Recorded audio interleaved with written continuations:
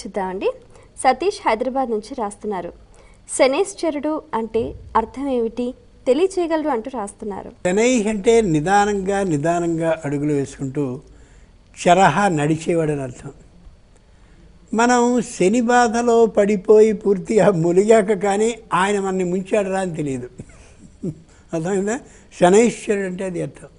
ఇదేమిటి ఇంత పేరుపాటు చేసేసాం అనుకోకుండాను అని అనుకున్న రోజున శనైశ్వరుడు మనలోకి చేరినట్టు. శని ఎంత గొప్పవాడు అంటే తాను ప్రవేశిస్తున్నట్టుగా చెప్పకుండా ప్రవేశించి నిన్ను ముంచాను రా, జాగ్రత్త, ఇక్కడి నుంచి పూజించుకో అని తెలియజేస్తాడు. శనై చరహ అంటే నిదానంగా అడుగులు వేసేవాడని. తెలుగులో సామెత ఉంది, వాడు ఒట్టి నూనె కాళ్ళవాడు రా అని. నూనె కాళ్ళవాడు అంటే నూనె ప్రీతిపాత్రమైన పాదాలు కలిగినటువంటి వాడు శని కాక మరెవరు? నూనె కాళ్ళవాడు అంటే శనిదేవుడు అని అర్థం. అది తిట్టుగా వాడతారు కానీ తిట్టు కాదు, అది ప్రశంసాపూర్వకంగానే చెప్పాలి, దైవపరంగా చెప్పుకోవాలి.